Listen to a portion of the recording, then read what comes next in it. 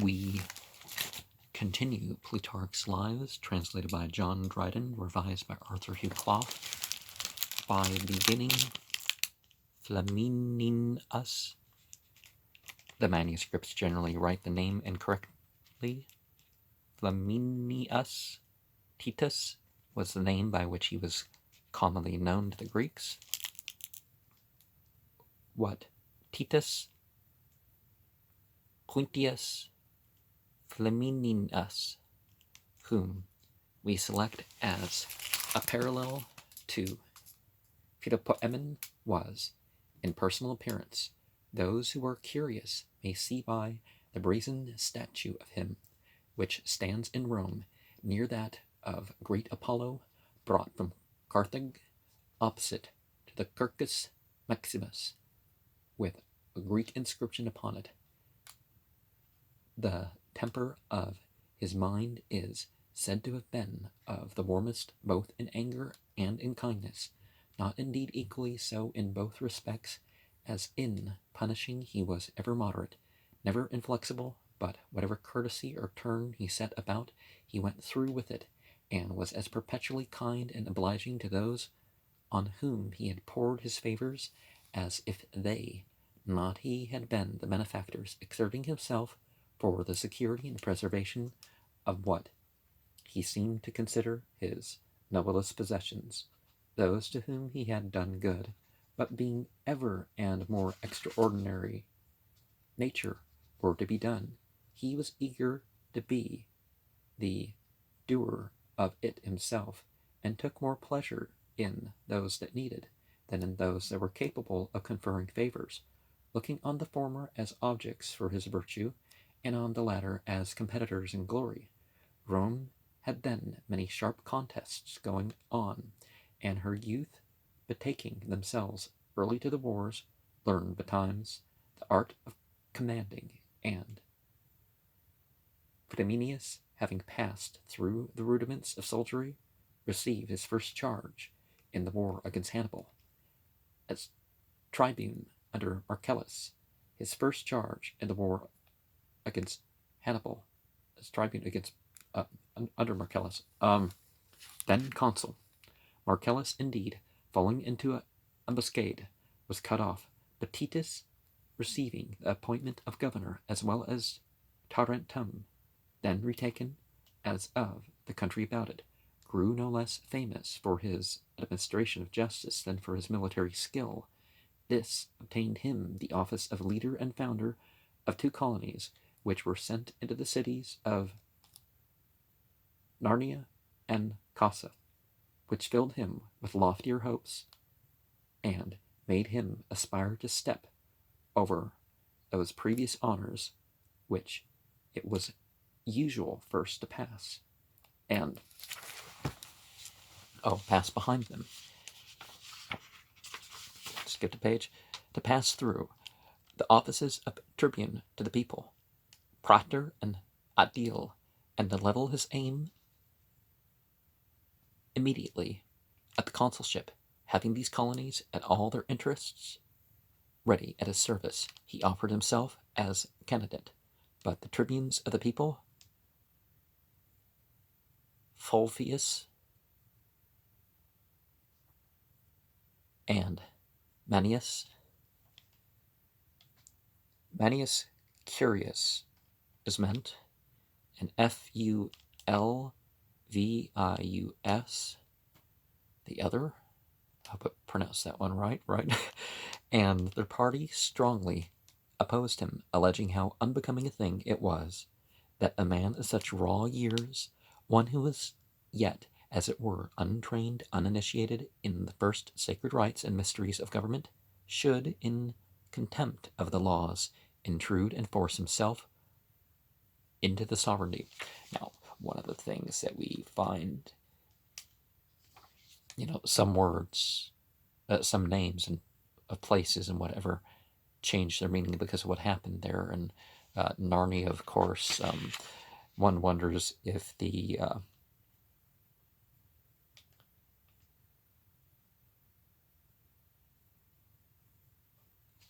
approaching the honors and the joy and the hope and that sort of thing, or why the Chronicles of Narnia, or I'm sure maybe there's some other reference or something, took on some of the tone of that name, right?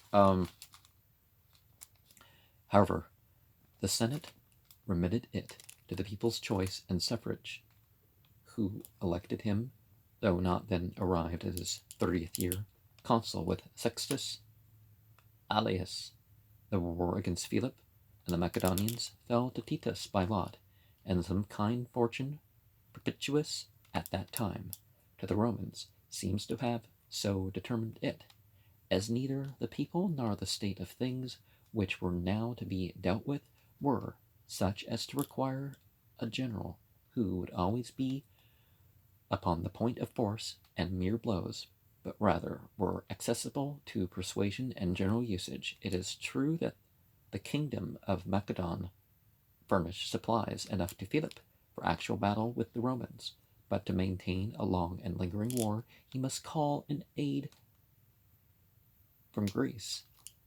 must thence procure his supplies, there find his means of retreat. Greece, in a word, would be his resource for all the requisites of his army, unless therefore the Greeks could be withdrawn from siding with Philip. This war with him must not expect its decision from a single battle. Now Greece, which had not hitherto held much correspondence with the Romans, but first began an intercourse on this occasion, would not so soon have embraced a foreign authority instead of the commanders she had been inured to, had not the general of these strangers been of a kind, gentle nature, one who worked rather by fair means than force, of a persuasive address in all applications to others,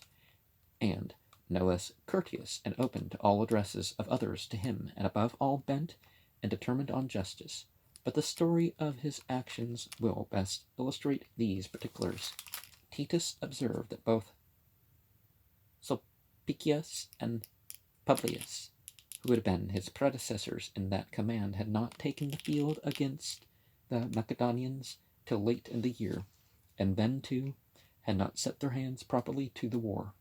but had kept skirmishing and scouting here and there for passes and provisions, and never came to close fighting with Philip. He resolved not to trifle away a year, as they had done at home in ostentation of the army, of the honor, and in domestic administration, and only then to join the army with the pitiful hope of protracting the term of office through a second year, acting as consul in the first, and as general in the latter. He was moreover infinitely desirous to employ his authority with effect upon the war, which made him slight those home honors and prerogatives, requesting, therefore, of the Senate that his brother Lucius might act with him as admiral of the navy, and taking with him to be the edge, as it were, of the expedition 3,000 still young and vigorous soldiers of those who, under Scipio, had defeated Asdrubal in Spain and Hannibal in Africa. He got safe into Epirus and founded Publius, and camped with his army over against Philip, who had long made good the pass over the river Apsus and the straits there, Publius not having been able, for the natural strength of the place, to effect anything against him. Now, I guess that's a sort of secular equivalent to what happened with Musa, whichever linguistic form you call Moses. He's called to be a prophet, and he said, "Hey, my brother's a better speaker than me. How about making him a prophet too, so he can help?" And this is, sort of the equivalent. He gets his position. He's like, "Hey, my brother would be good for the position too. How about Titus Publius examined the ground?" Skipped a line. Titus, therefore, took upon himself the conduct of the army, and having dismissed Publius, examined the ground. The place is in strength not inferior to Tempe, though it lacks the trees and green woods and the pleasant meadows and walks that adorn Tempe. The Epsus, making its way between the vast and lofty mountains, which all but meet above a single deep ravine in the midst, is not unlike the river Peneus in the rapidity of its current and its general appearance. It covers the foot of those hills and leaves only a craggy narrow path cut out beside the stream, not easily passable at any time, for an army, but not at all when guarded by an enemy. There were some, therefore, who would have had Titus make a circuit through Daceretes and take an easy and safe road by the district of Leucas, but he, fearing that if he should engage himself too far from the sea in barren and untilled countries, and Philip should decline fighting, he might, through want of provisions, be constrained to march back again to the seaside without effecting anything. As to his predecessor, had done before him, embraced the resolution of forcing his way over the mountains, but Philip, having possessed himself of them with his army, showered down his darts and arrows from all parts upon the Romans. Sharp encounters took place, and many fell wounded and slain on both sides, and there seemed but little likelihood of thus ending the war, when some of the men who fed their cattle thereabouts came to Titus with a discovery that there was a roundabout way which the enemy neglected to guard, through which they undertook to conduct his army, and to bring it within 3 days at furthest to the top of the hills, to gain the sure credit with him. They said that Chrops, did I say that right? The son of Machatus, a leading man in Epirus, who was friendly to the Romans and aided them, though for fear of Philip secretly was privy to the design, Titus gave their information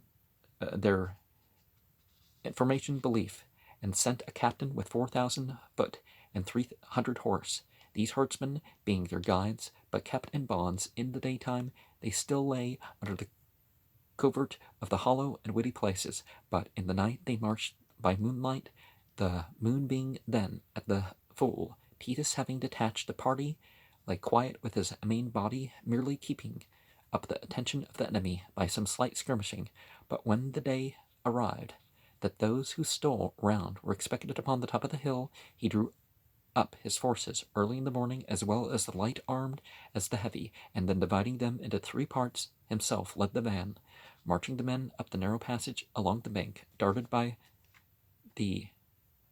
at by the Macedonians, and engaging in this difficult ground hand to hand with his assailants, whilst the other 2 divisions on either side of him threw themselves into a great alacrity among the rocks, while they were struggling